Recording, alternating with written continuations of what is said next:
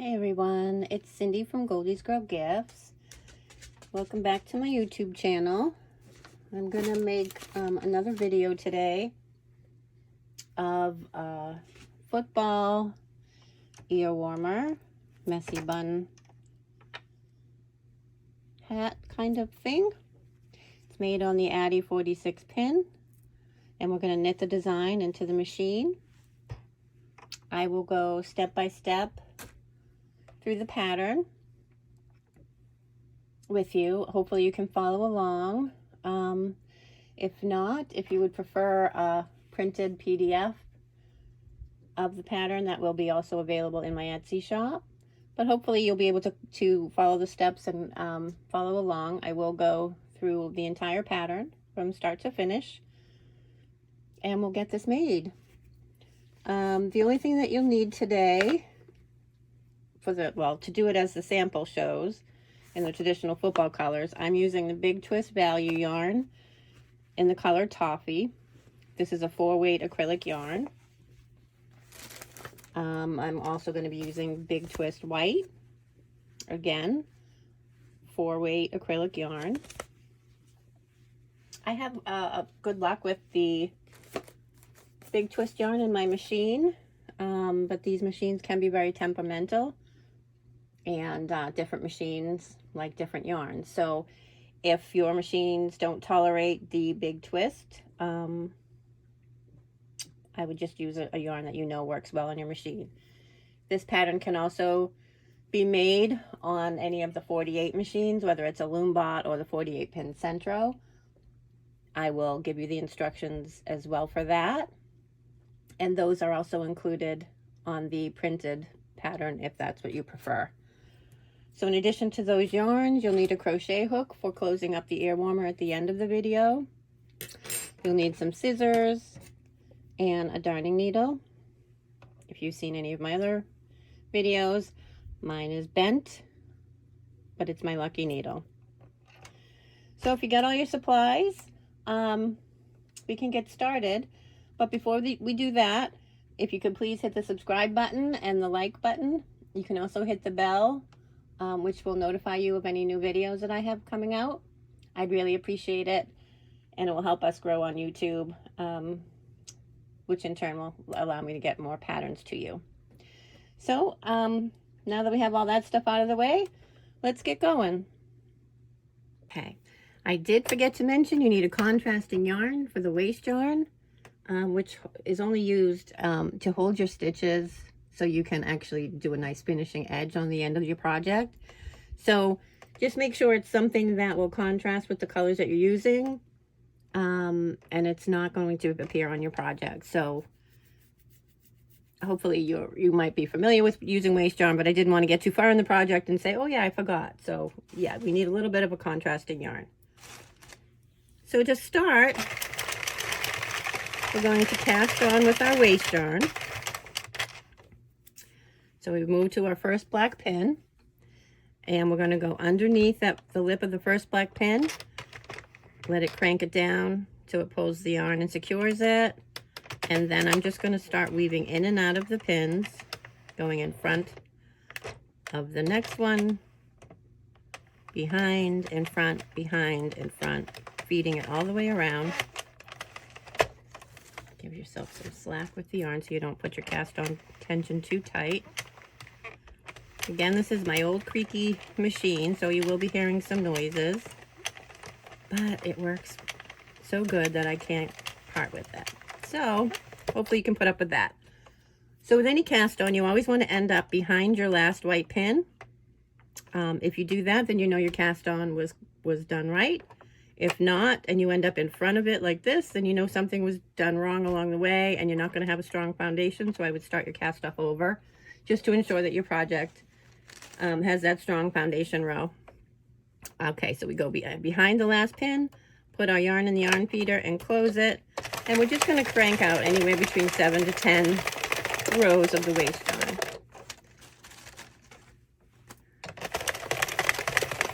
The purpose of the waist yarn, like I said, is just to hold your work in place, the stitches, which allows you to kind of do some finishing work and the way we finish the ear warmer, you don't have to have a lot of crochet experience, but you can do it with a needle, like a darning needle, and sew it.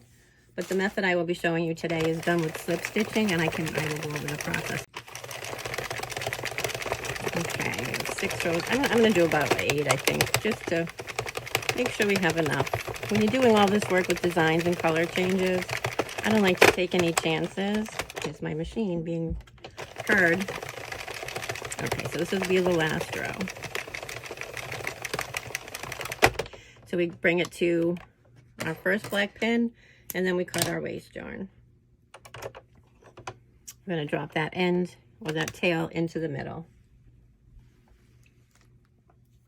Okay, so now we're going to start with our main color yarn, which is the color in the body of the football, which is the toffee. So I will put it into the yarn feeder, go underneath our first black pin. I'm going to grab the yarn that we're changing from just to hold and secure both tails.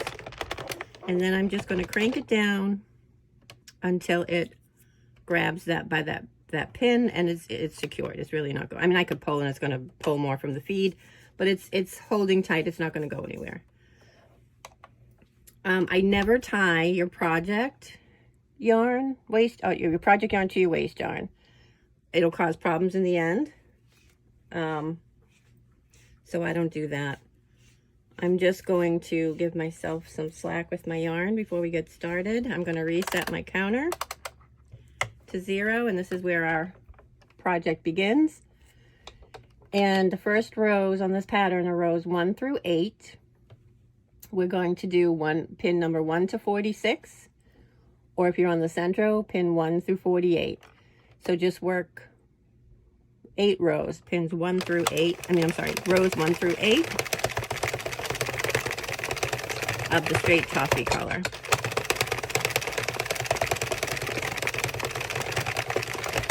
Now when I say 1 through 8, your counter will show the number 8, and you're going to do one other additional row until your counter reads 9. That way you've done 8 complete rows. Okay, that's row 5. And now you can see our waste yarn really contrasts with our project color, so we'll be able to see our stitches nicely when it comes time to closing up our ear warmer. Okay, so my counter is coming up on row 8, so I'm going to do my last complete row until my counter reads 9.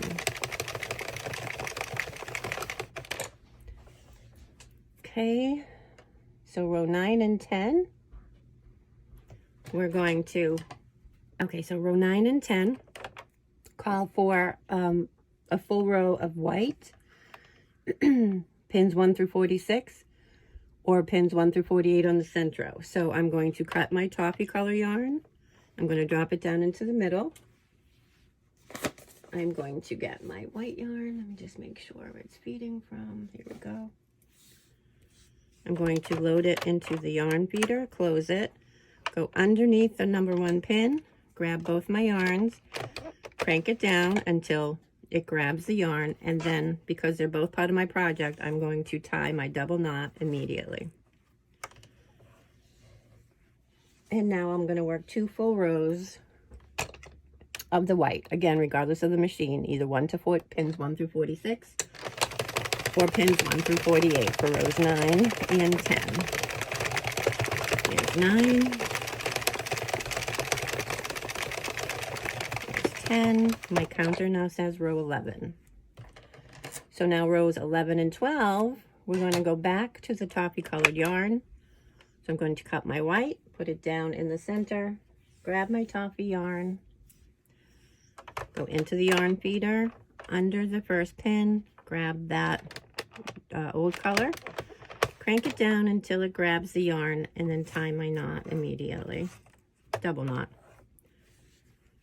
So this is rows 11 and 12, pins 1 through 46 or 1 through 48. So 2 full rows in the toffee.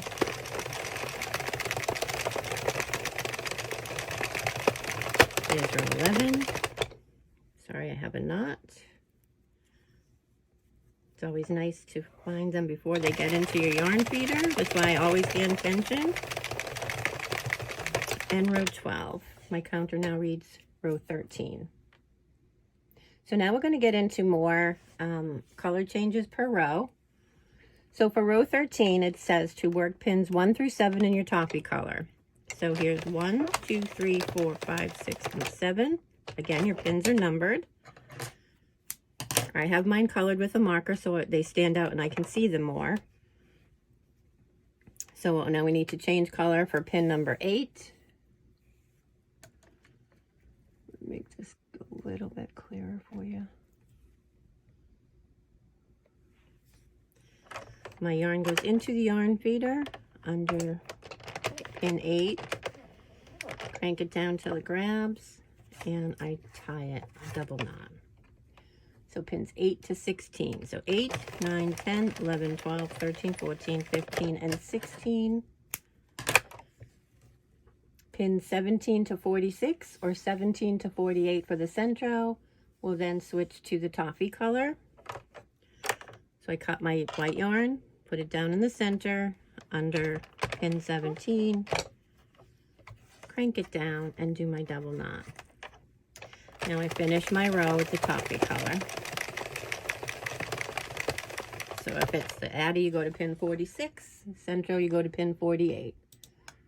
Row 14, 1 through 7 in the toffee color. So we just continue on. 1, 2, 3, 4, 5, 6, 7. 8 through 16 in white again. So we cut that.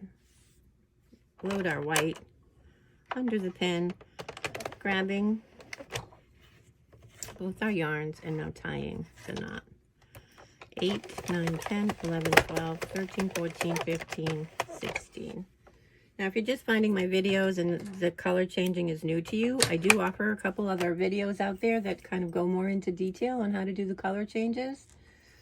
They are a little more, there's a little more explanation, and I take the time a little bit faster. I mean, I'm sorry, I go a little bit slower with the technique. So you may want to watch that.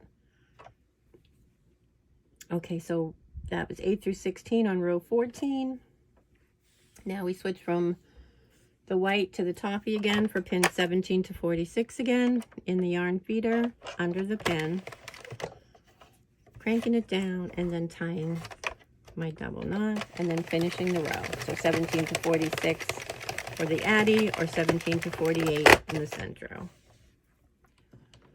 Row 15, it changes a little bit. 1 to 11 in the toffee color. So we just continue on. 1, 2, 3, 4, 5, 6, 7, 8, 9, 10, 11. Cut the yarn. Pin 12 is going to be in the white. So we have a single color. I'm sorry, a single pin change. So I put it into the yarn feeder. Go under the pin, number 12. Grab both yarns, crank it down, and then I tie it. The double knot.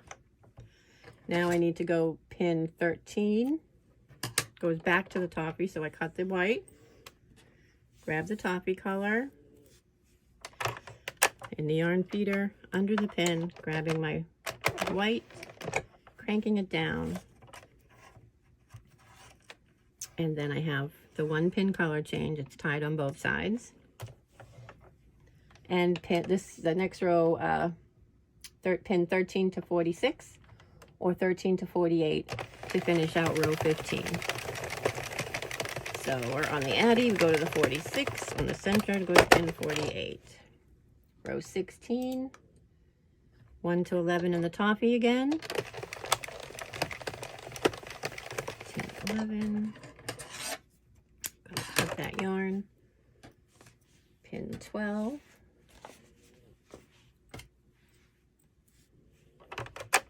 Is 1 again. Load in our white and tie it. You're going to cut the white and add your toffee again for pins 13 to 46 or 13 to 48 for the Sentro, for row 16. And double tie and finish the row.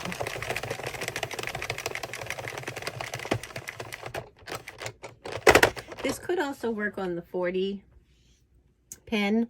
you wouldn't do, well, let me think. I mean, it could. It's the width and everything would work. It might throw it off center a little bit. Okay, so row 17, but you could try it on the 40. I just haven't tried it, so I'm not positive it would work, so I don't want to recommend it for sure. You may have to adjust it a little bit. Okay, so row 17, it's the repeat 1 to 11 again. Essentially, this is a 3-row repeat, then 2-row repeat throughout the pattern. 12 is 1 pin. And now we cut it again because pins 13 through 46 are again in the toffee color.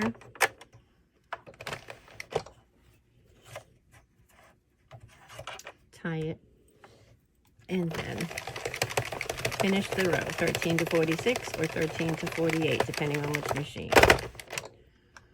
Row 18, now this is where we start the repeat of the row 2 or the 2-row repeat. 1 to 7 in toffee for row 18, so 1 2 3 4 5 6 7. Cut the toffee yarn, add our white. And tie it immediately. And then row 18 we finish pins 8 to 16. 13, 14, 15, 16. Cut our white yarn. Add our toffee yarn. And finish this row pins 17 to 46. Tying my knots.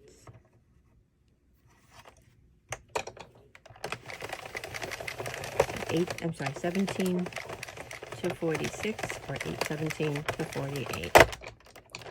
18. So 19, here's the second row of that repeat. 1 to 7 in toffee. 6, 7. 8 to 16 in white.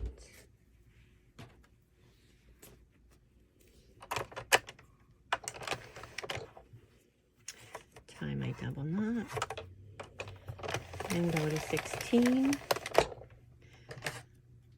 Cut my yarn again, add in the toffee, and do 17 to 46 or 17 to 48.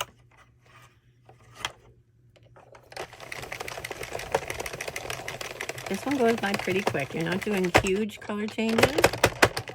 Sorry about my machine. Likes to be heard now and then. So now it's the 3 rows we repeat. Row 20 is pins 1 through 11 again. 1, 2, 3, 4, 5, 6, 7, 8, 9, 10, 11 in the toffee. We cut it and we do the 12 in white.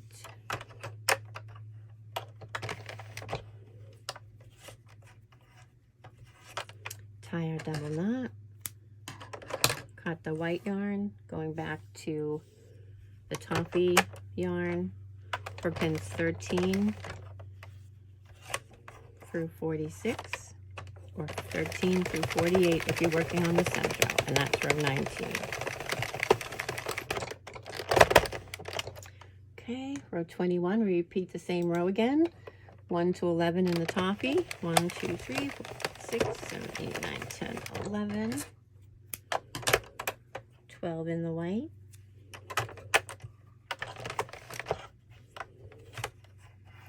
Tie our knots, cut the white again, put in the toffee yarn, and do pins 13 through 46 or 13 through 48. This is at the end of row 21. And moving on to row 22. It's the same thing again. 1 to 11. Cut the yarn. 12 is white. So we crank it down, secure our yarn, and tie our knots. cut that, change it back to the toffee for pins 13 through 46, or 13 to 48 for the Sentro, or Loombot if you're lucky enough to have one of those. I do, but sad they don't make them anymore. Row 23, we go back to the 2 row, repeat of the 1 through 7. I hope to not confuse you with that. Just if that part confuses you, I will go row by row so you don't have to worry about when it repeats, so don't worry about it. But I just like to say it in case people want to move ahead, you know what the actual repeating pattern is. Okay, so for row 23, pins 1 through 7 is in the toffee. Cut the toffee, and now we go to the white for pins 8 through 16. Load our yarn under pin 8, tie it, double knot, and then knit to pin 16. Cut the yarn, pin 17, we change back to our toffee, and tie our knot, and go from 17 to 46, or 17 to 48. And that completes row 23. I do not pre-cut my yarn. I pull it from the skein as I'm going. That's why you see me pausing every now and then, because I do need to pull out some slack from my skeins, just so I don't have that affecting my tension. You can pre-cut it, but I mean, you never know. You know, I don't want to count all the yarn and things like that, so I just find this easier and there's less waste, but you can do whatever you feel is more comfortable with. So row 24 is going to be pins 1 through 7 in the toffee.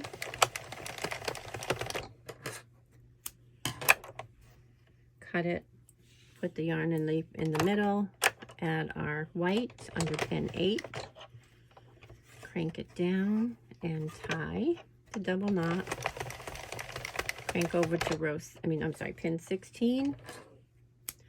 We're going to cut that and load our yarn under pin 17 and tie our double knots. So we're going to finish row 24, pin 17 to 46 in the toffee color, or 17 to 48 in the toffee color. So row 25. It moves pretty quickly. These patterns do require a little bit of practice, and the more you do it, the faster you'll be. Don't give up. It's really easy, and it'll become second nature the more you do it, I promise. It does look intimidating, but there's so much you can do with this, and you know, it's a technique that I just really want to share, and I think more people would enjoy it if they got to really see how it's done. So row 25, we're going to do 1 to 11 in the toffee color.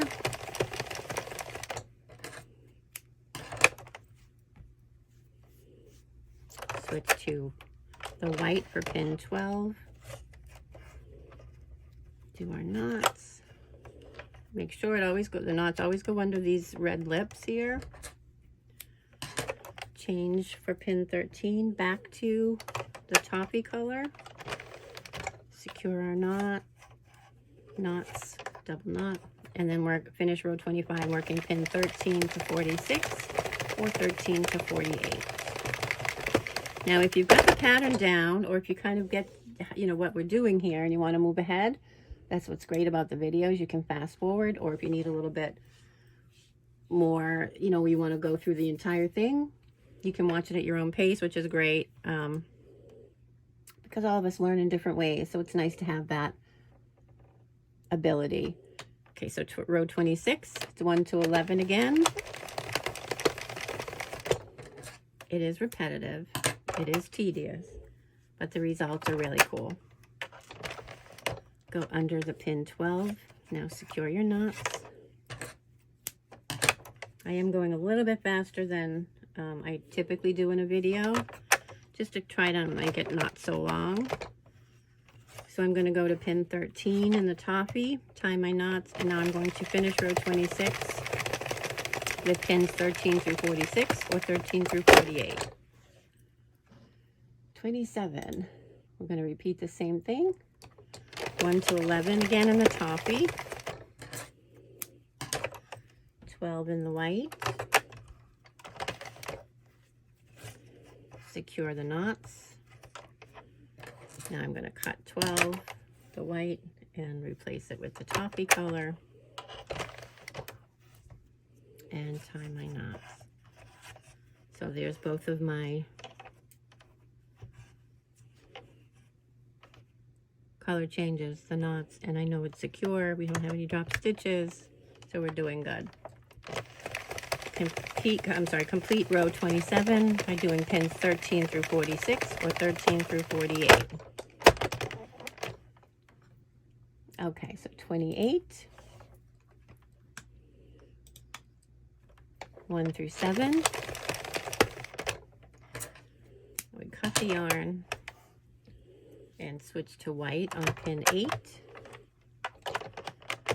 Crank it down a little bit, secure it, and tie the knot. 8 to 16 in white. So 8, 9, 10, 11, 12, 13, 14, 15, and 16. And on pin 17, we go back to the toffee color. Secure it with the knots and finish. See a piece of hair there. Finish row 28 with pin 17 to 46 or 17 to 48 in the toffee color.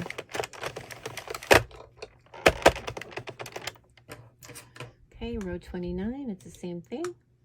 1 to 7 in the toffee.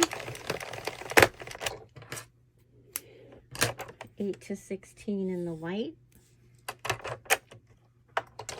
So this is really no different than, you know, putting a bunch of stripes in a hat. In some instances, you're only doing one stitch instead of one row. So we go 8 to 16 in the white for row 29. On pin number 17, we switch to the toffee.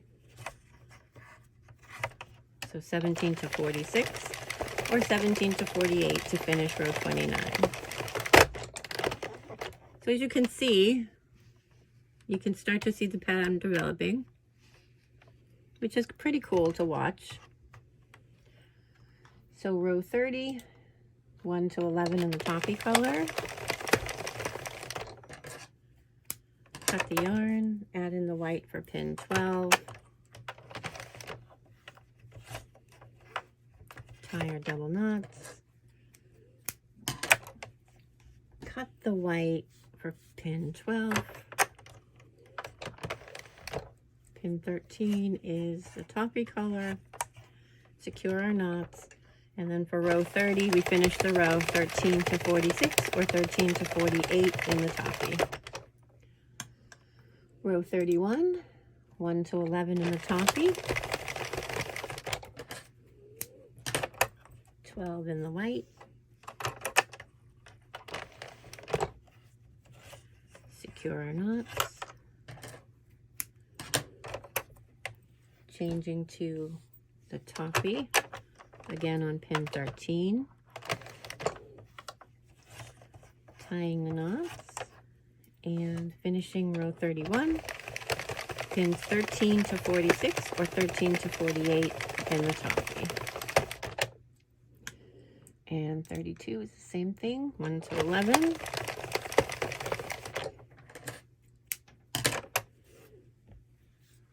I have a knot in my yarn. Came that way in the skein. Look at that, that's awful. So I'm just going to cut that out before it even gets into my machine. And pin 12 is that one single white pin. So we load the white under pin number 12, secure our yarn. Cut it for pin 13, switch to the toffee, secure our yarn by tying the double knots, and work pin 13 to 46 or 13 to 48 for row 32. Row 33, 1 to 7 in the toffee.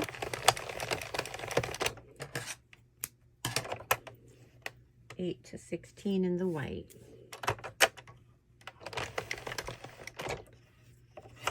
So I'm going to secure. So 8, 9, 10, 11, 12, 13, 14, 15, and 16. Cut the yarn, switch to the toffee for pin number 17.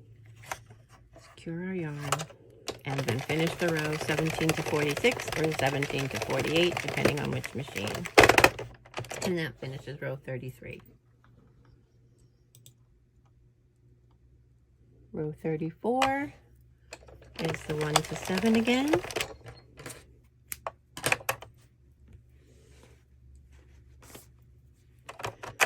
Pin 8 switches to the white. Work pins 8 through 16 in that white. Cut it and change to the toffee. And complete this row, row 34, with pins 17 to 46 or 17 to 48.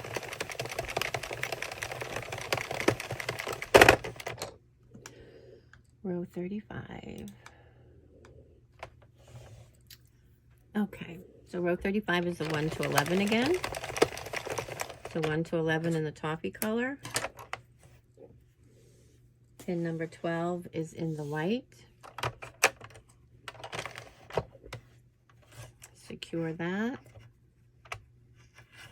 Making sure it goes under that lip. Cutting the yarn for pin 12 and putting toffee color back under pin 13. Secure that. And work pins 13 through 46 or 13 to 48 to finish row 35. 36 is the same thing, 1 to 11 again.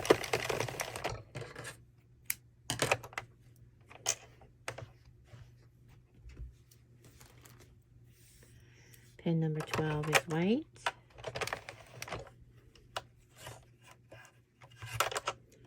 That's secured, so I cut my yarn on the white and add pin 13 would be the toffee again. And work 13 to 46 or 13 to 48. So I'm just going to keep doing this until the end. Okay, row 37 is 1 to 11 again in the toffee. On pin 12, we're going to switch to the white for that one pin. Secure our knots. And pin 13, we're going to go back to the toffee color for pins 13 to 46 or 13 to 48. So again, I am walking you through this pattern. Sorry about that. And I'm going to tell you from start to finish, each row, all the stitch counts. So hopefully you can follow along. But I understand some people would want a printed copy, and if you would like a printed copy, that is available in my Etsy store, and I will put the link in the description. Okay, 38 is 1 through 7 in the toffee color. 8 to 16 in the white.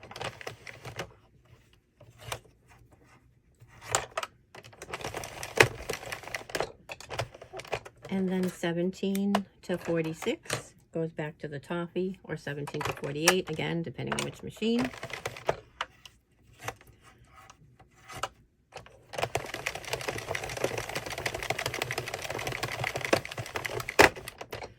So we did the waist yarn, then we did 8 rows of your body color. We switched and did 2 more rows of white, switched back to the toffee, and then started our pattern on row 13, I believe. I'd have to go back and look, but I think it was row 13 of doing these rows. Now, when I said it repeats, we would do 2 rows of the 1 to 7 of the toffee, which is creating these are pins. Oh, so we do 1 to 7 in the toffee color. 8 to 16 would be in the white, and then the 17 to 46 or 17 to 48 would be in the toffee color. So we do that, 2 rows of that. Then we do the 1 to 11 in the toffee color, the 112 pin in the white, and then 13 through 46 or 48 in the toffee color. Repeat that row 3 times. So we're just continuing to repeat that over and over until we'll get to the back end of it, and we will do the same thing to end it as we did to begin with. So if you feel, you know, you're okay to go ahead and move ahead with that pattern in that way, by all means. If not, hang out and you can go, work it with me throughout the whole thing. Okay, so row 39.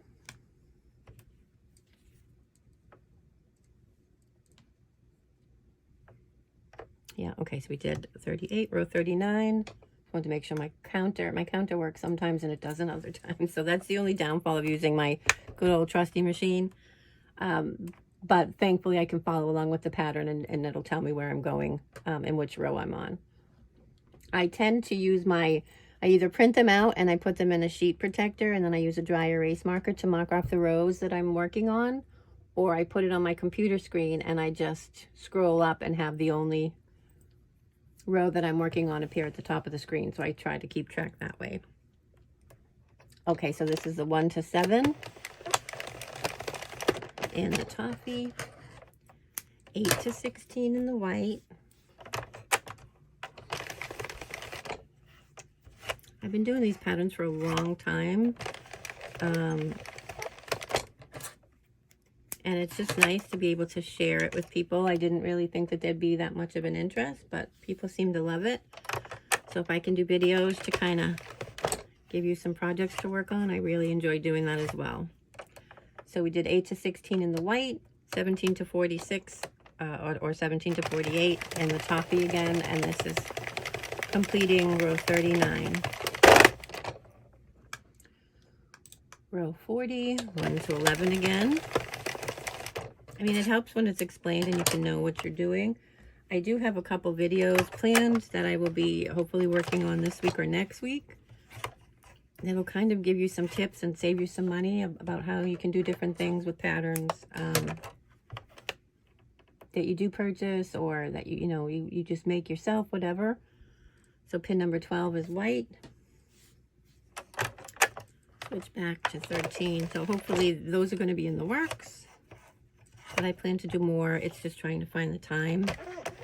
And then to finish row 40, we're going to do pins 13 through 46 or 13 to 48 in the taffy color. And 41 is 1 to 11 in the toffee again.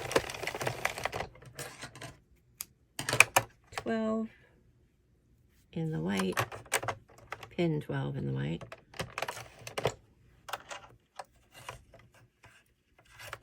And then pins 13 through 46 back in the toffee color.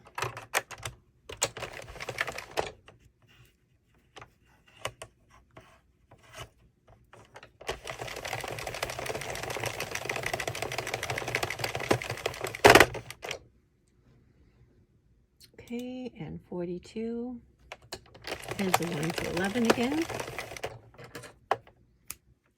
12 in the white.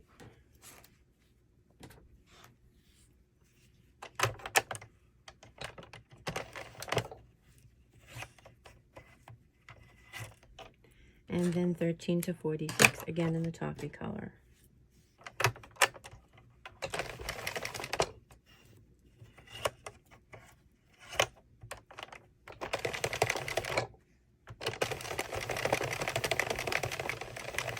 Or 13 to 48. I don't want to forget to say that. Okay, row 43 is 1 to 7 in the toffee color. 8 to 16 in the white.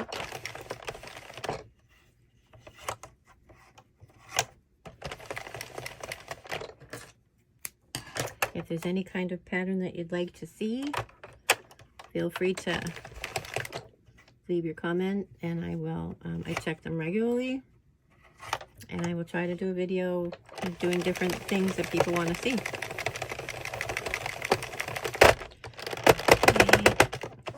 So row 43, we finished off with the 17 through 46 or 17 through 48 in the toffee color. Row 44, 1 to 7 again. 8 to 16 in the white.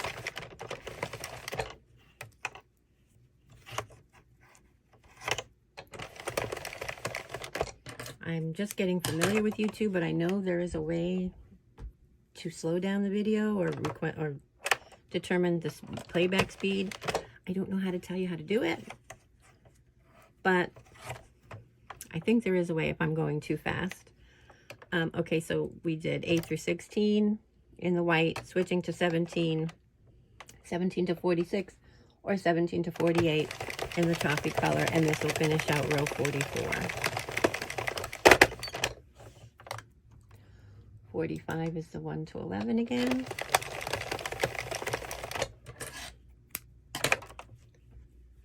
$12 in white.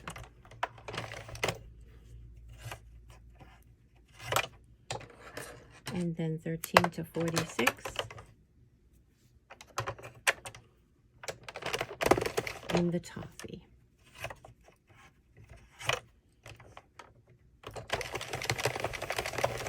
That finishes out row 45, 13 to 46, or 15 to 48. Row 46 is 1 to 11.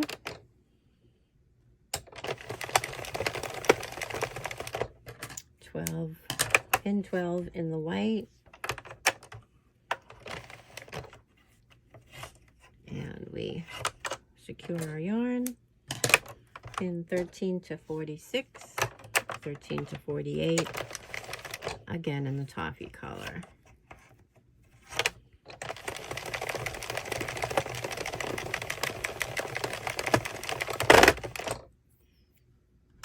$47, 1 to 11 again. 12 in the white. And like I said, we're halfway done through this project, and it is tedious. It's very repetitive in some, for some patterns. Switch to the 13 in the toffee color. But it's well worth it. So 13 to 46 or 13 to 48 for row 47. Row 48 is 1 to 7 in the toffee color. 8 to 16 in the white. Secure the yarn. I may have to. It's making a lot of noise with this good old trusty machine, so I may have to put it away, at least for the videos. So I apologize. This may be the last video with the creaking and the gears. It's my handle. It's not the gold ring on the middle. Nothing's broken. It's just really loved and worn out. It's getting tired. Okay, so we're on row 48. Did 8 through 16 on the white. We're on pin 17 going to the toffee color. And we do 17 to 46 or 17 to 48. I didn't need to cut the yarn, but that's okay. See, you do these things. We'll just do it as another color change. I cut it too short. So row 49. It's good when these things kind of happen because then I can show you. We didn't do anything wrong. We need to continue with the yarn and we didn't need to cut it. So I'm just going to act as though pin 1 is starting a new row and do a color change. Add my toffee color back in. Just really extending it. That's not in the pattern. That was my mistake. So on row 49, 1 through 7 in the toffee. 8 through 16 in the white. A lot of this becomes muscle memory, and when you get to a certain point, your body just automatically reacts and cuts, but it's fixable. I just extended, added it on like it was a color change, and we're good. And then 17 to 46 again in the toffee color. or 17 to 48.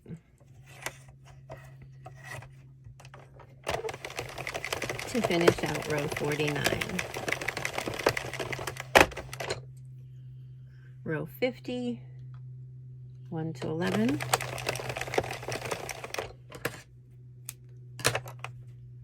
Pin 12 in the white.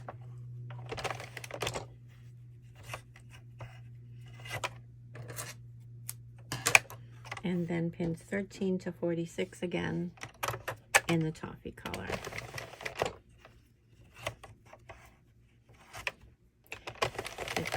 Or 13 to 48. There's so many things you can do with these machines.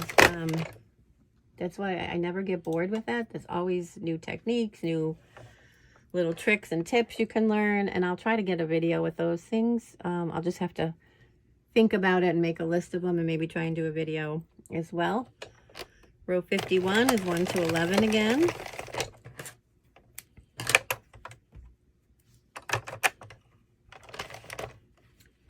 Pin number 12 in the white.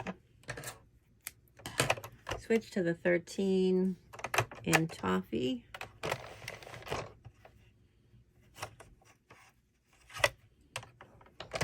And then pin 13 to 46 or 13 to 48 to finish off the row in the toffee. Okay, row 52 is 1 to 11 again. 12 in the white.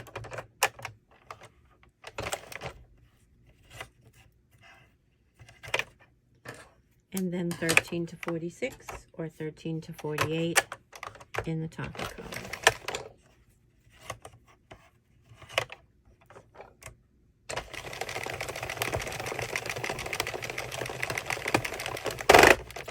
And that's row 52.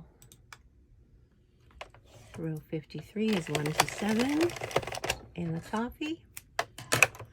Switch to pin 8 for white. Secure your yarn with your double knot. Work pins 8 through 16 in the white.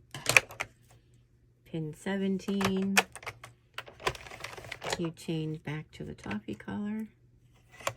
You could do this in any color, really. Theme colors, whatever you want. And work pin 17 to 46 or 17 to 48 to finish off row 13. I'm sorry, row 54. 53. Sorry. Okay, row 54. 1 to 7 again in the toffee. Switching to white on pin 8. 8 to 16 in the white. Switching back to the toffee on row 17. I'm sorry, pin 17. And then working pin 17 to 46 or 17 to 48 to finish off row 54. Row 55 is 1 to 11. 12 in the white. Pin 12 in the white. I'm sorry, I have to keep not saying pin 12. 13. Pin number 13 in the toffee. And then working pins 13 to 46 or 13 to 48 to finish out row 55. Okay, row 56 is 1 to 11 in the toffee, 12 in the white, pin 12 in the white, excuse me, and then pins 13 through 46 in the toffee color, or 13 to 48 to finish out row 56.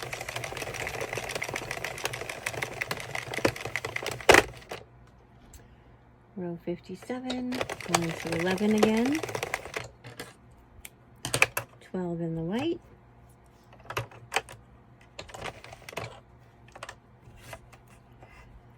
secure that yarn. Switch to the toffee on pin 13.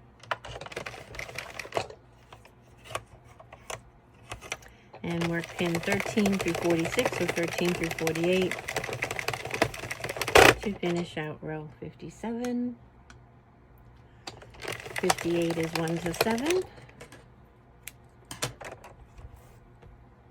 Switch to white on pin 8. Work pins 8 through 16 in the white. Switch back to the toffee on pin 17 and work pin 17 to 46 or 17 to 48 to finish out row 58.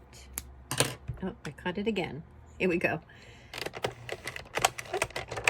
So 1 to 7, but I cut my yarn, toffee yarn, before I should have, so I'm just going to add more toffee. This is not in the pattern. You would have just continued 1 to 7, but because I did that, I'm just adding, extending my piece of yarn and going to pin 7. Habit, muscle memory, I'm telling you. Pin 8. We're going to switch to the white. 8 to 16 in the white. Cut my yarn. Switch to on pin 17 to the toffee. And do pin 17 to 46 or 17 to 48 to finish out row 59. Row 60 is 1 to 11.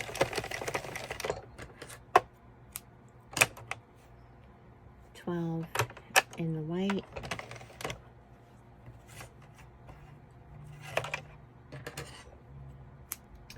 13 to 46,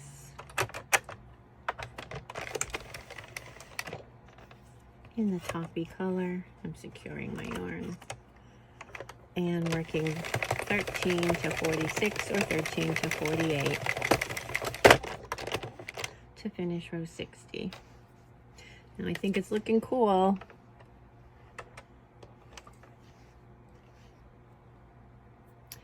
Okay, 61, 1 to 11 again,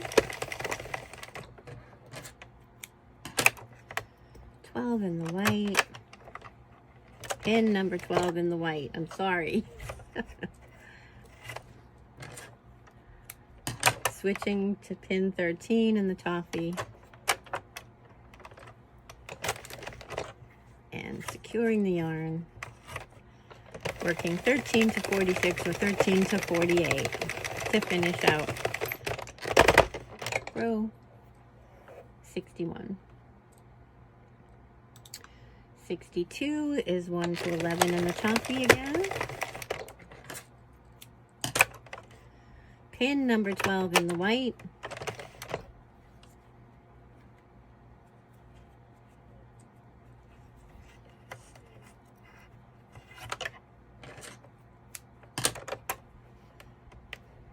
And on pin number 13, we switch back to the toffee. And I do want to tell you, see how there's all this yarn here? Like, how do you know which piece of yarn you need to tie it to? The best way I can show you, and the biggest tip I can give you, is it's going to come out, if you can see these two teeth right here, the yarn that you want is going to come out right from the middle, and I can see it here. It'll come out right in the middle. And if you kind of separate the yarn that you have there, you'll see where it lies. The yarns on this side are tied, the yarns on this side are tied. So it'll always be right in the middle of those two teeth.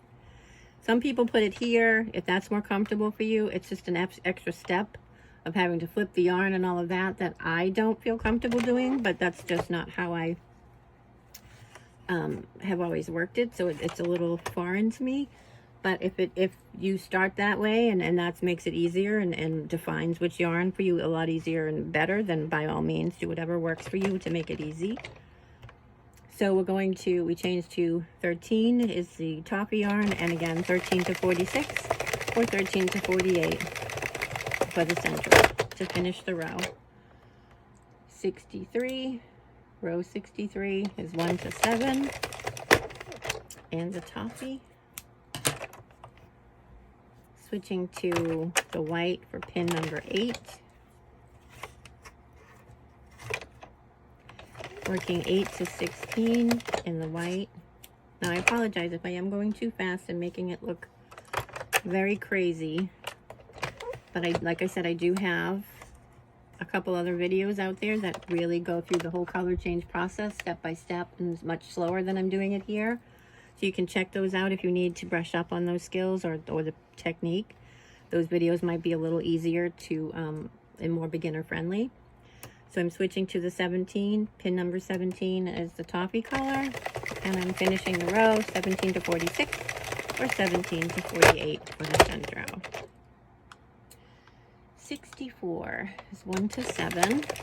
We're moving right along here. 8 to 16 in the white.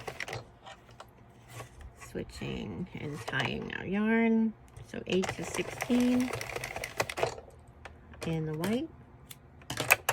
And pin 17, we're switching back to the toffee color.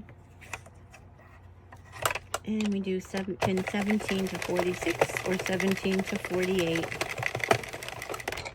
in the Sentro. Now, all along, I'm hand tensioning, I'm holding my yarn. Each time I color change, I grab the yarn. You know, as I start cranking again, oops, yeah, I almost cut it. Just out of habit. But it's good because, as you can see, your tension is really nice. It's consistent. It'll help for knots or if you're running out of yarn.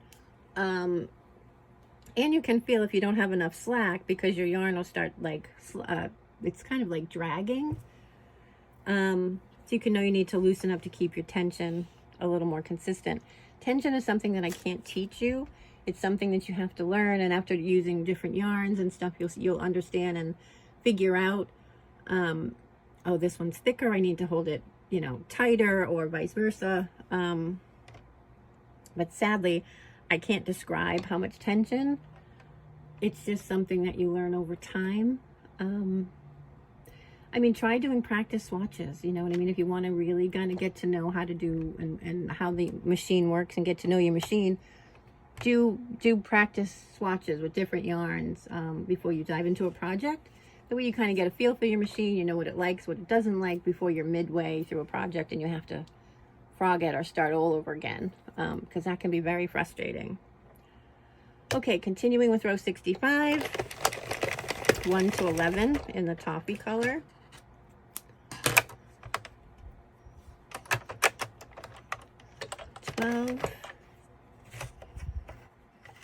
In the white, and then 13 back to the toffee color, and we work 13 to 46 or 13 to 48 to finish the row. Row 66, 1 to 11 in the toffee again. I saw a piece of hair. Pin number 12 in the white.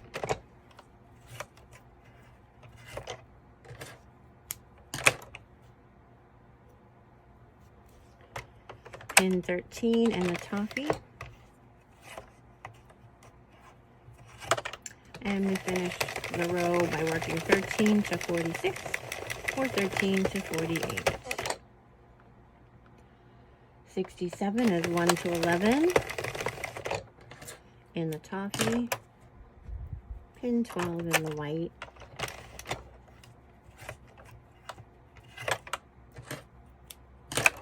pins 13 through 46 or 13 to 48 in the toffee again. And that finishes row, that will finish row 67. 68 is 1 to 7 in the toffee.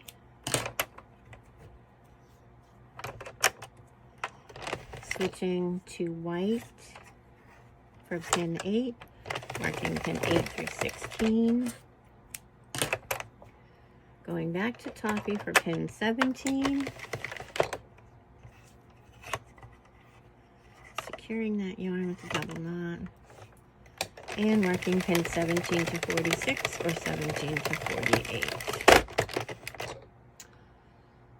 Row 69 is 1 to 7 in the toffee. Pin 8, we're going to switch to the white yarn.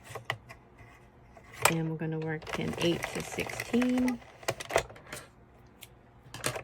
Switching back to the toffee for pin 17.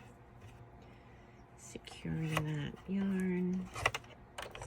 And marking pin 17 to 46 or 17 to 48 to finish that.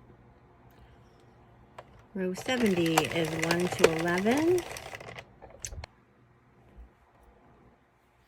We switch to pin number 12 in the white.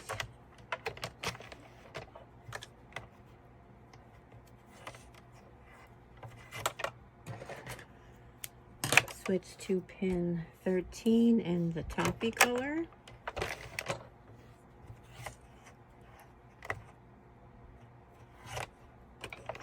And mark 13 to 46 and 13 to 48.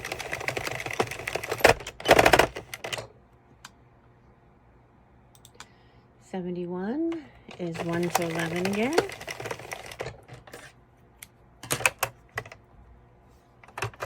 Pin 12 in the white. I'm sorry if this is repetitive, but like I said, if you feel comfortable, you can fast forward to go on to how we finish it. But I do like to go from the beginning to the end of the pattern. We switch from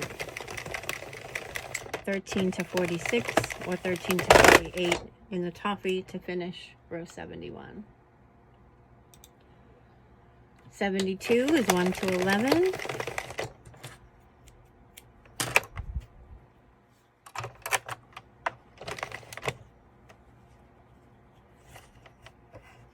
In the white, pin 12 in the white. Switching back to the toffee color on pin 13 and doing pin 13 through 46 or 13 through 48. 73 is 1 to 7 in the toffee. Pin 8, we go to the white. Work pins 8 through 16 in the white.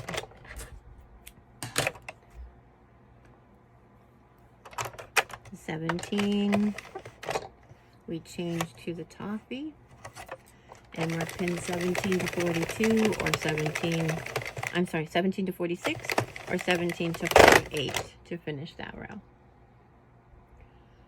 Row 74, it's 1 to 7 again. Pin 8, we go to the white. I have a hard time switching between the Addi and the Sentro or my Loombot. I always keep hitting, I think it's just like muscle memory, again, to keep hitting this and opening the yarn feeder. So we do 8 to 16 in the white again. But it's so crazy because when I go to the Loombot or the Sentro, I'll try to look for this and I'm trying to flick it open and it just doesn't work, so it throws me all off. I go back to pin 17 with the toffee color and then finish the row 17 to 46 or 17 to 48. Row 75, we go 1 to 11. Pin 12 in the white.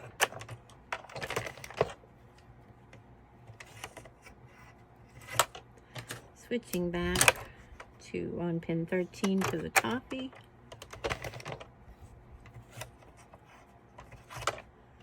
And then finishing the row 13 to 46 or 13 to 48 in the toffee color. 76 is 1 to 11. 12 in the white.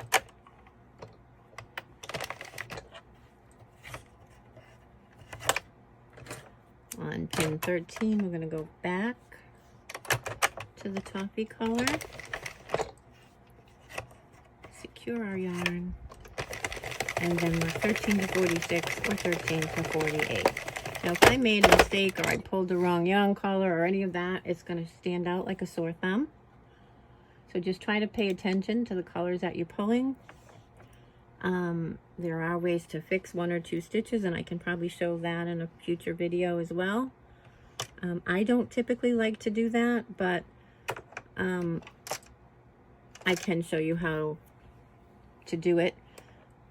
I would only use it in like a 1 stitch kind of place if I was doing a big scarf or something that had like 300 rows, and but there are ways to fix it, and I can show you that in future videos.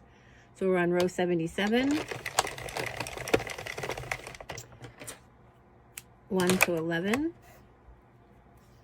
pin 12 goes back to white,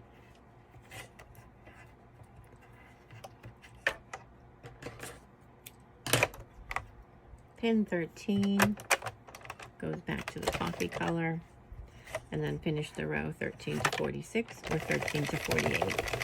You can also save all these yarn strands that you cut off at the end. They're good for filling. You can make pet beds, or you can use them for stuffed animals. I've made pillows out of them. If you didn't really want to waste it, you can save these scraps and use them as stuffing. Okay, row 78, we do 1 to 7. We switch to white for pin number 8, and we work white on pins 8 through 16.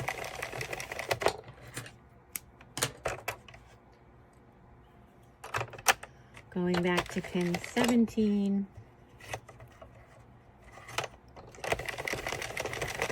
to the coffee color, and we finish the row 17 to 46. Oh, I cut the yarn again. Sorry. Or 17 to 48. Okay, so row 79. It's 1 through 7. I cut my yarn again. So I'm just going to add, instead of being able to continue to pin number 7, I just have to add a little bit more yarn. So if you run out of yarn, that's all you're going to do. If you need a new skein, you're just going to do it like you would any other color change. And then just go over to your stitch of number 7.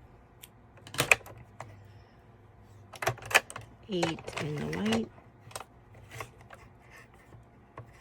8 to 16. We'll finish that with the white.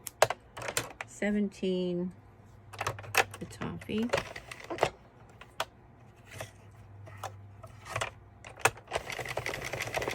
And 17 to 46, and 17 to 48. Okay, row 80 is 1 to 11. 12, pin number 12 in the white. I'm afraid people are going to hear 12 in the white and then do 12 pins. So I have to really keep reminding myself to say pin number 12 in the white. Going back to pin number 13 in the toffee. And then working pins 13 through 46 or 13 to 48 in the toffee. And that finishes the row. 81 is 1 to 11 again. 12, pin number 12 in the white. Why is that so difficult for me? I don't know. Change to pin 13 back to the toffee. And finish that row. 13 to 46 or 13 to 48. 1 to 11 for row 82. Pin number 12 in white.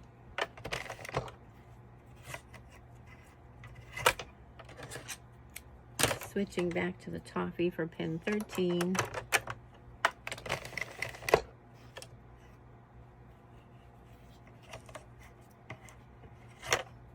And working pin 13 to 46 or 13 to 48 to finish that row. 83 is 1 to 7. And I'm seeing the end of the pattern, which is exciting because talking to myself this long is interesting to say the least. So I'm switching 8 to 16 in the white, 17 back to the coffee yarn, and mark pins 17 through 46 or 17 to 48. Okay, 84 is 1 to 7. Now I typically on a normal or on a regular plain ear warmer mussy bun hat, I typically do 90 to 95 rows, depending if someone has a larger head and they request larger, you could do up to 100. If you do a pattern in them, sometimes they need to be smaller because the patterns like the Bella and Bryn, I don't know if anybody's familiar with, but that's a wonderful pattern. I would look that one up if you want to do a pattern. I think it's a paid pattern, but it's worth every penny. But it really depends. By average, around, I'd say probably more realistically 90 to, I'd probably say 92 to 96 or so rows. So for this, it's going to be a total of 96 rows, but you can continue the pattern like we've been doing. 2 rows of the 1 to 7, 3 rows of the 1 to 11. On pin 17, you're going to switch back and finish that row. But if you need it larger, that kind of thing, you can just kind of do more in the middle of the continuing this repeat to make it larger if you'd like. Okay, so we finished row 84. Now row 85 and 86, we're going to just do one complete round of the toffee, pins 1 through 46 or 1 to 48. So you're just going to continue all the way around with the toffee color. That's row 85. Do one more for row 86. So 2 solid rows of the toffee. Okay, row 87 and row 88, we're going to switch to our white yarn. So we cut our toffee yarn, and we're going to tie in our white yarn. And we're going to do row 87 and row 88. One full row, either 1 to 46 or 1 to 48, depending on which machine. One full row for each of those rows. So this is row 87. And then we go around again for row 88.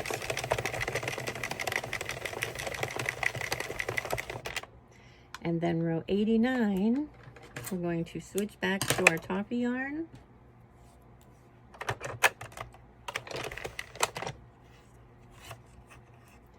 Tie that in. And we're going to work rows 89 through 96, all complete toffee, no color changes, just straight 1 to 46 or 1 to 48 in the toffee color. So rows 89 to 96. So it's like 8 rows of the toffee.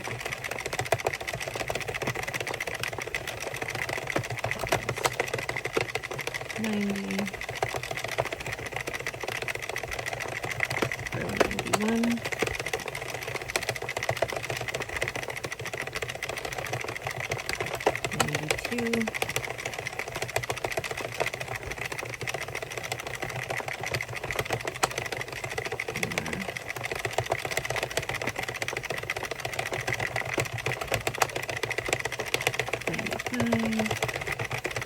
And this is 96.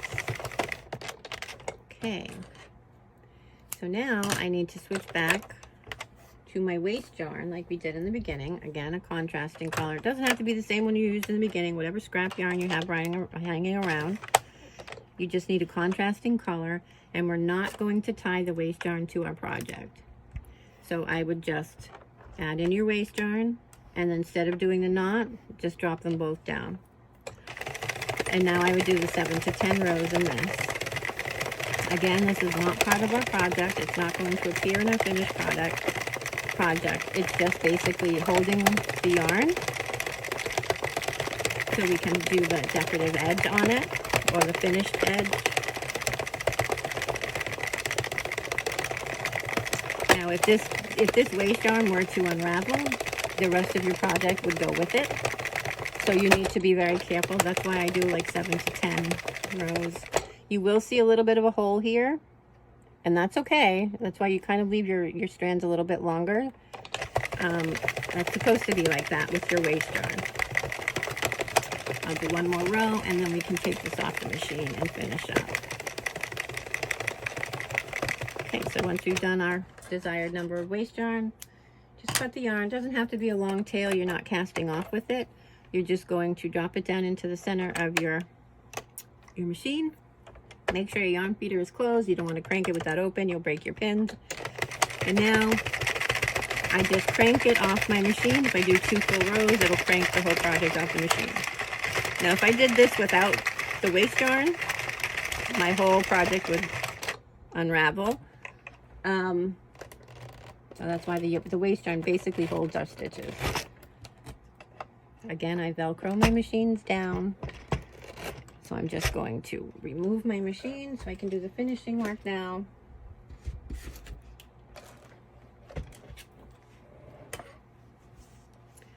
And here's our project. Now it looks pretty cool when you take it off the machine before you give it that stretch, but this is like the rewarding part. You really need to give your machines, when you take, or your pieces or projects, when you take them off the machine, a nice stretch. It helps to set the stitches, and it kind of gives you a better idea of what your project will look like. I'm having a hard time with my sentences today. Okay, well, that's one of the feet of my machine.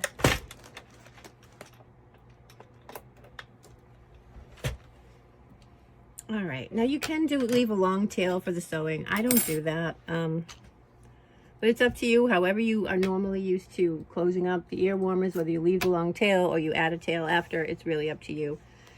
There's so many strings on here that having another long tail to kind of keep track of for me is a little bit much. So I choose to add the tail in after. Okay. So now we need to kind of go through all of these ends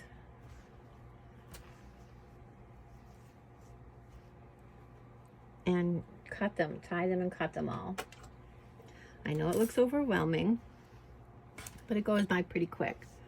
I'm going to leave the stripes for last, and I'll show you those at the end, what I do to get rid of that jog line. It's one of my pet peeves, is seeing that jog line. It just doesn't, to me, it doesn't give it like a finished look. Okay, so what we need to do is we're going to pick up the 2 strands for each knot that we've tied.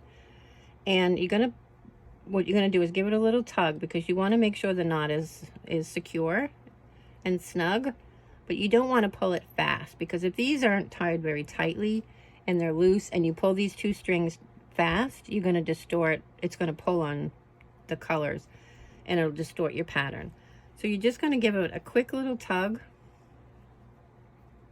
just to make sure the knots are secure. And then I'm going to do little batches at a time, and I'm going to cut them about 1.5 inches long. This is just where I add more yarn, so I'm just going to give that a tug.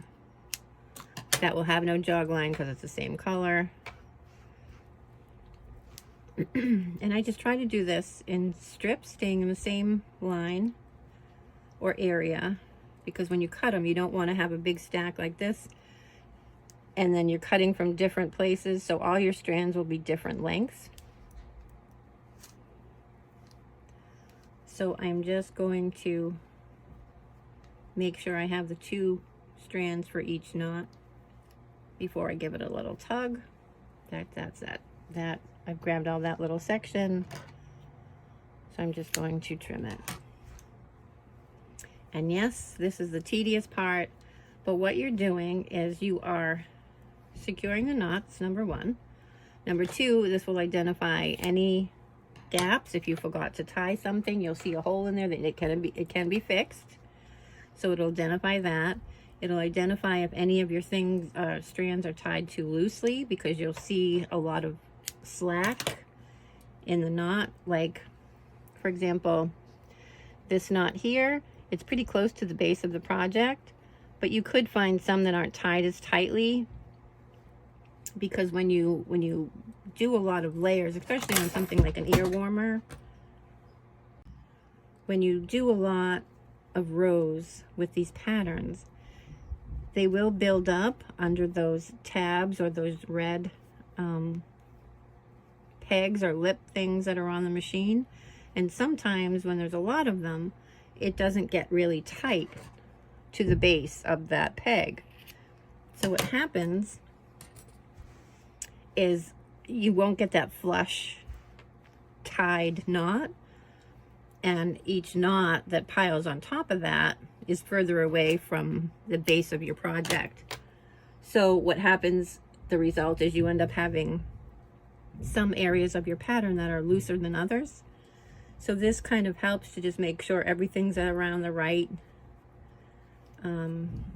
tightness or close enough to your base, and you get a more consistent, put together, finished look. It takes a few minutes. It is tedious, but it's probably one of the most important steps in doing patterns like this. And once you do enough, you can do them pretty quickly. You don't have to go fast. You can take your time and do it slow until you kind of build up the speed. But like I said, I've done so many of these that it just is second nature. I just like to kind of follow the pattern though, so if it's in a line or if it's in one general area, just so I have consistent cuts. And where this is a double lined or double knit, you won't see any or feel any of these ends. On some of the more detailed ear warmers or messy bun hats that have a lot of design on them, they do tend to get thicker. But on something like this, you wouldn't really notice a difference. There's another area where I had to add more yarn. Just want to make sure those long strands are gone. Sorry, I'm drifting out of the camera view. But don't do this fast, because like I said, you will occasionally come across some that aren't really tightened, and if you do it too quickly or firmly, it'll distort your image.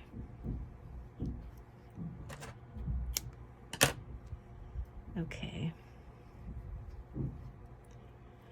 So I'm just going to go ahead and finish all these ends. I have some construction going on in the background, so I will meet you back here when they're all cut and tied.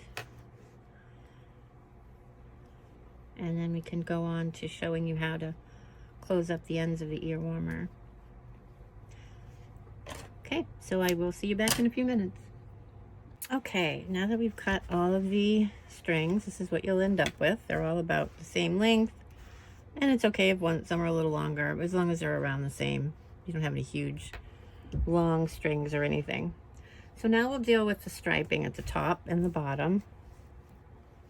As you can see, when you change colors in a stripe, it leaves like a jog line, where this is higher than that. It doesn't land evenly.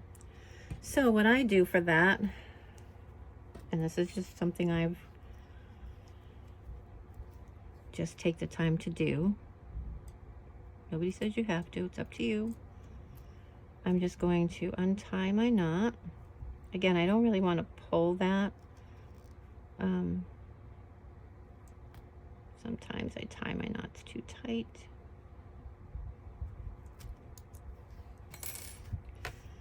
But I try not to pull it too tight.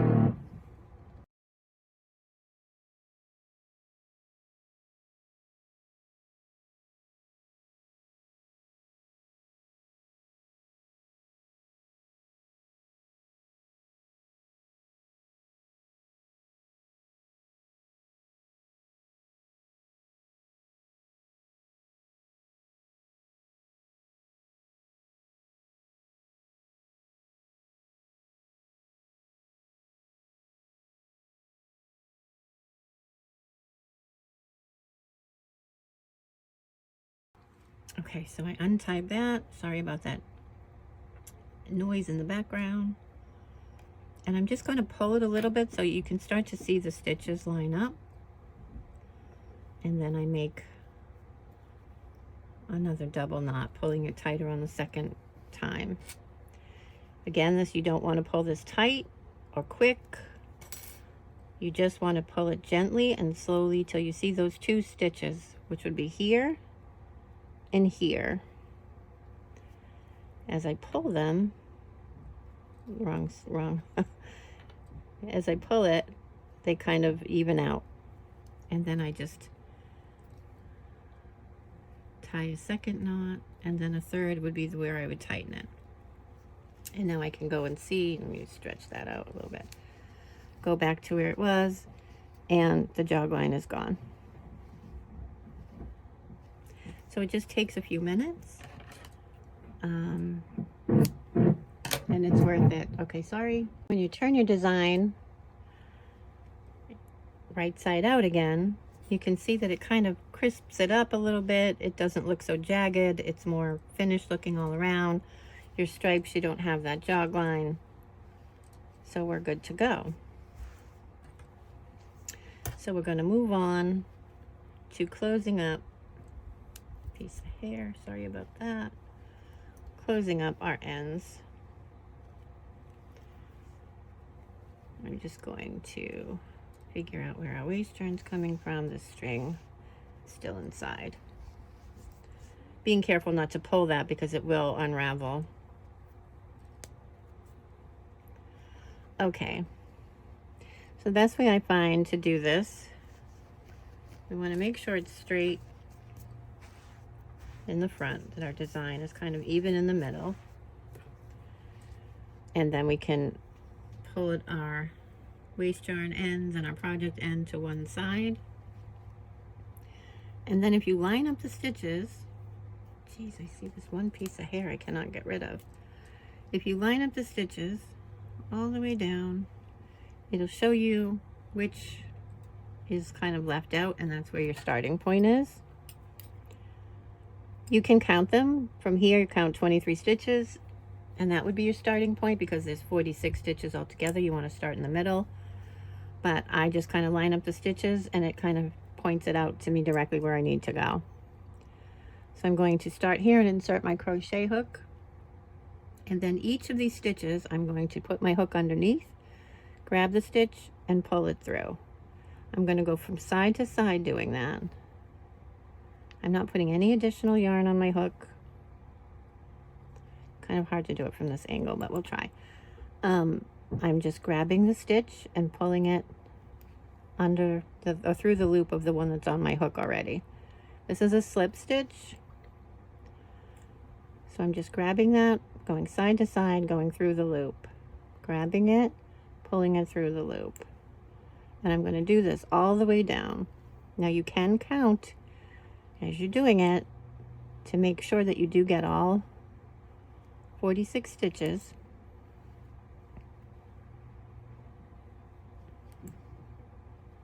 That will help you to realize if you've dropped any stitches or you didn't see one, and will prevent a stitch from dropping. So I'm just going to do this all the way down,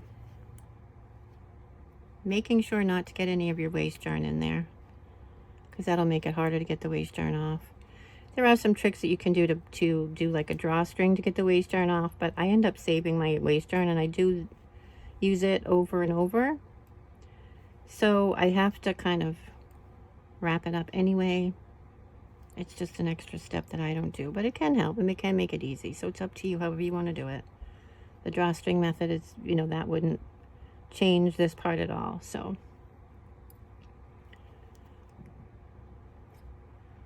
we just continue.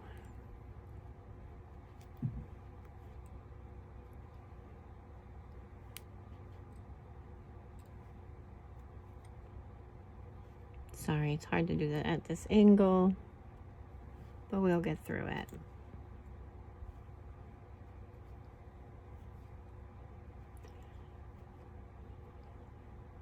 When you get to the end, the stitches will be a little bit tighter.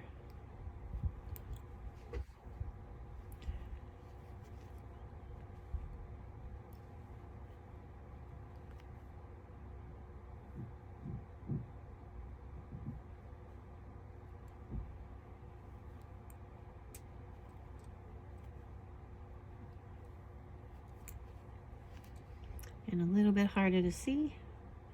And that's why if you were counting from the beginning, you'll know that you got them all or you didn't.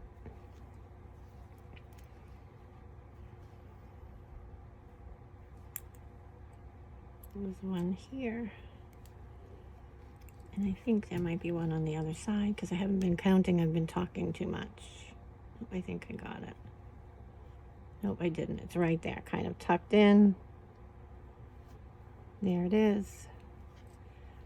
And then I take at the end, I'm going to take the tail from my project yarn, yarn over and pull that through. And just tighten that. Now that'll hold all my stitches. And now I'm just going to unravel my waste yarn. And like I said, I save this and I use it over and over on my waste yarn projects.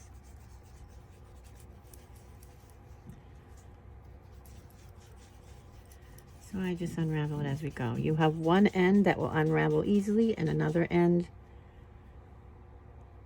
that won't. And I'll show you what to do with the other end.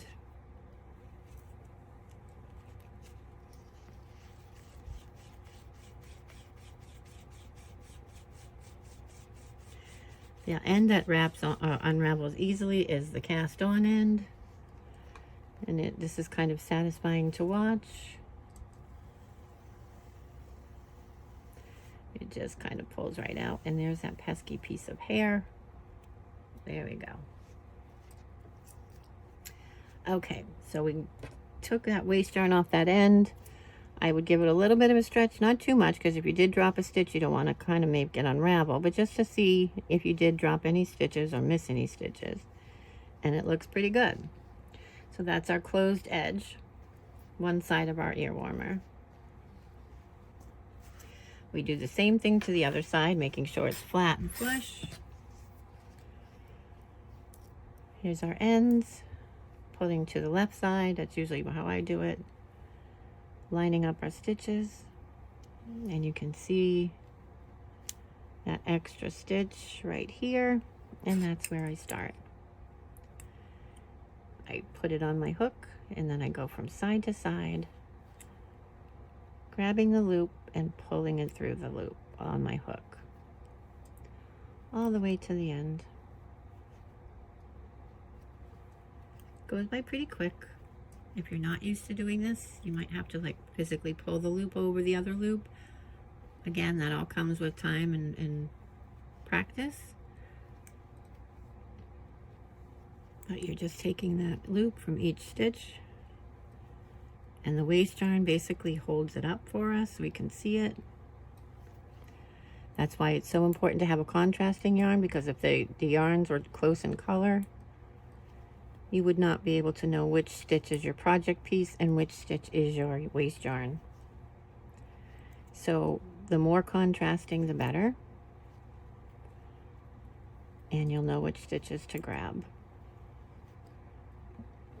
Okay.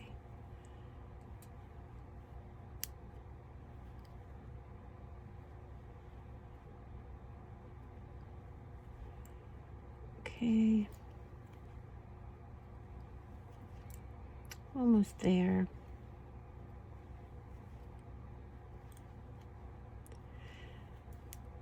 The method that we're using is the cross,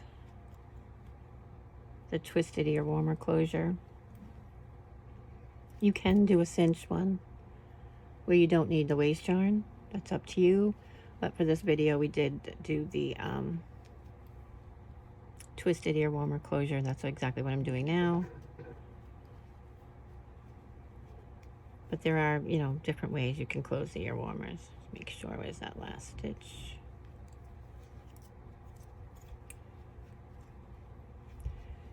Sometimes you gotta look for it. I think I might have gotten it already.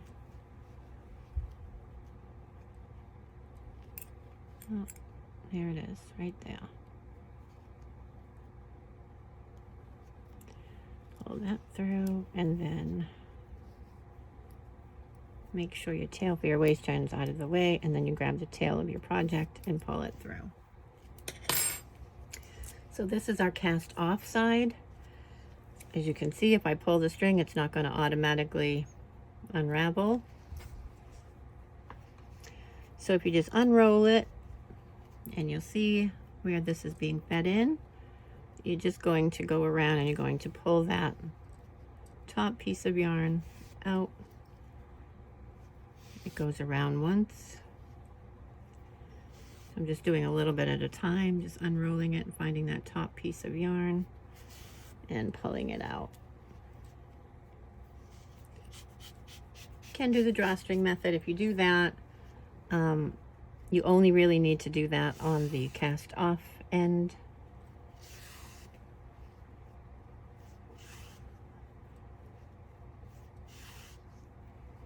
And once you have it all the way unraveled, then it unravels on its own. It's just that first row. So I'm just going to line this up as it's, get these out of the way.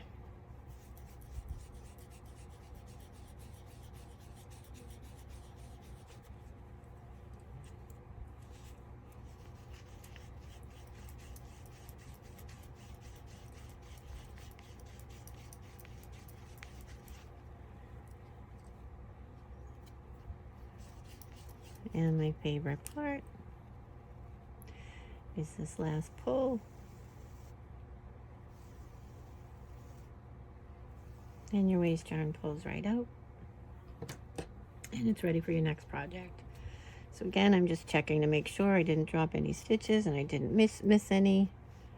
And it looks good. So here we are.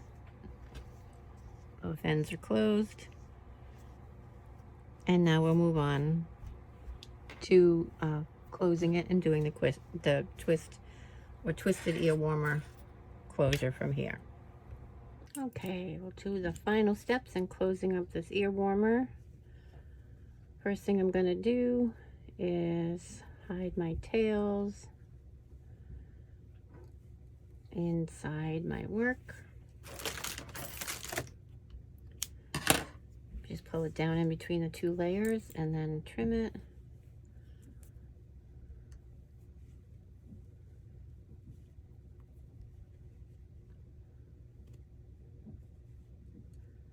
It's not a great angle to do this from, but we'll get it done. Okay, and then I just cut those. And then whenever you have like a design, like we do on the we want that obviously to appear on the back of the hat. So when we close it, we're going to put it so it's facing up. So it's facing up, we can see the design. I'm just gonna get a long piece of yarn.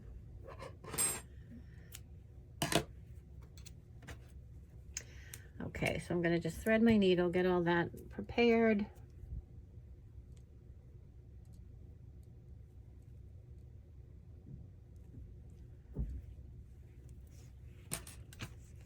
And now what we're going to do is we're going to fold the ear warmer together and we're going to put one side into the other, kind of like an accordion fold. So we're taking both sides, folding them in half, and then we're going to place one inside the other so they fold and mesh in within each other. Like that. So again, we take, so the design is facing up, fold the sides in, and then fold it in like that. So it's like two C's coming together. Just gonna tuck that in there. Make sure all layers are visible and even if we can. And now because I didn't keep a long tail, I'm just going to grab a couple pieces of yarn, a couple stitches on my needle and tie it into my work with a double knot, and then I can start sewing it together. So I've got my folds all ready to go. Now there's a couple different ways you can do this. You can do the back and forth method, or you can do a whip stitch where you go over the top. I like to do the whip stitch, and I'll show you why. But what we're going to do is we're going to sew each layer together. And this is what's creating that twisted appearance on the front. So I'm going to start on this end, and I'm going to go through as close to the top as I can. So I don't want to go way down deep. I want to go up to the top by getting under the stitch. I want to make sure I get under the stitch on each layer.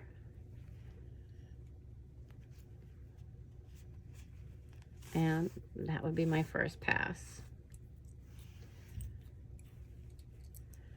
So like I said, you can go back and forth, so I can go down here and do the next stitch, but I actually like to do the whip stitch. So I'm going to go over the top and go to the next stitch. Make sure I get all 4 layers in there, and I'm going to as close to the top as I can. I don't want to go deep down into the piece, and then I pull tight. Again, going over, making sure I get all 4 layers on my needle. And I'm going to do this all the way across. Like I said, you need to make sure you're like staying up close to the stitch, or to the top of the stitch, not going deep down into the project. And then I pull it tight. But getting all 4 layers is very important as well.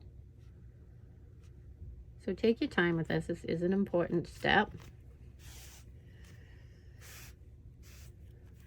But we're almost done.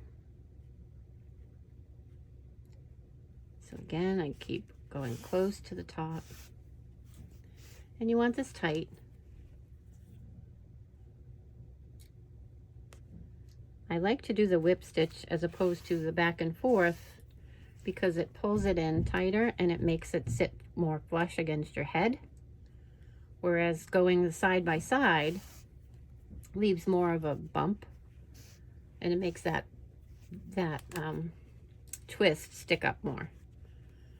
So if you like the flatter, laying it flat, or having it lay flatter to your head, the whip stitch is the way to go.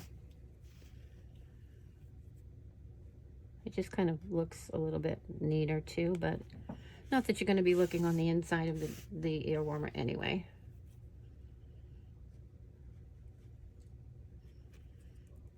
Again, it's personal preference, whatever you prefer, whatever is easier. That's really all that matters. So again, when I'm getting to the end, it's a little more difficult to see each layer, but you can kind of feel your way through it and make sure you have all 4 layers each time. Because otherwise you'll end up with a hole on the other side, and you don't want to do that.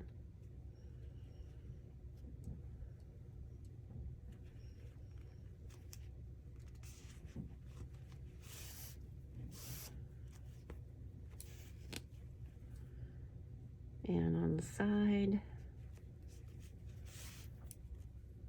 I go, even though the top is done, I'm going on the side for 1 stitch.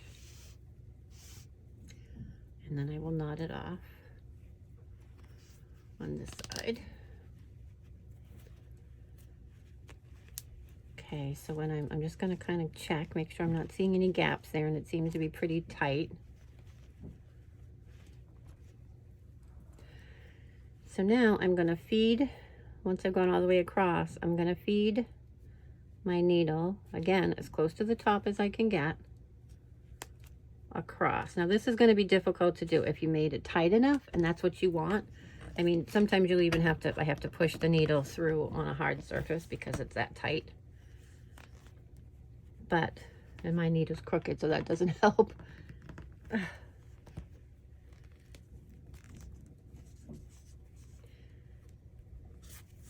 Okay, that one was a little difficult.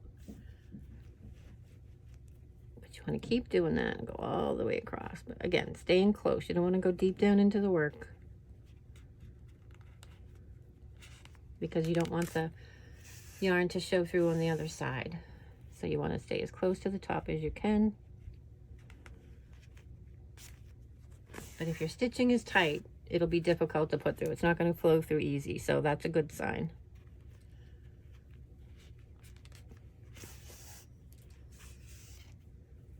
I'm going to go all the way over, ouch, till I get to this other tail. I'm going to go one stitch down on the side, like on this side, like I did on the other side, and knot it. And then I'm going to tie these two tails just one more time, double knot, little added security. Cut that long tail of yarn shorter. And then I'm going to hide my tails between the two layers of the work.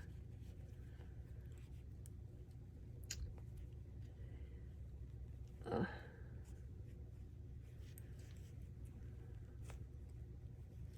think I need a bigger crochet hook for this. It might be a little easier. You can do it with a needle too, but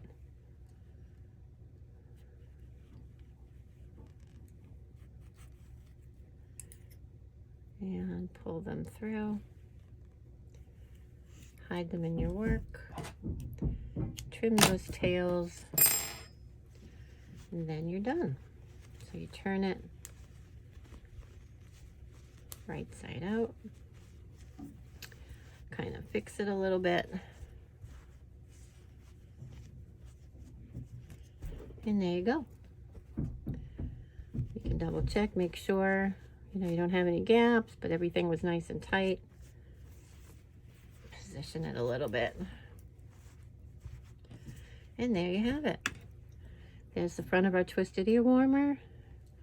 Our design that goes all the way around. On the inside, there's no design. And that's it. If you want to put a tag on it, you can do that. I don't have one here, but you would just clip it, on either the top or the bottom or wherever you like it. And that's it. Our ear warmer will go nicely with the scarf that we did.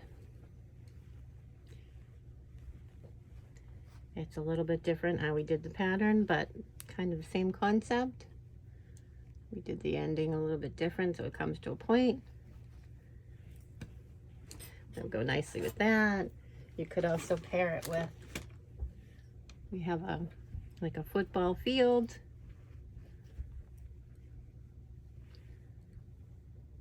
Scarf with the football design at the bottom. These and other patterns are available in my Etsy store, and you can take it up to another level and do something like this with this technique and method. So yeah, you can have a lot of fun with these things. And I will learn to, so thank you for watching the video. Again, don't forget to subscribe and like the video and hit that bell if you want to be notified for any new videos I have up and coming. I do have some plans, so hopefully we'll get to those soon. But thanks for your time and your support, and we'll see you soon. Thanks. Have a great night.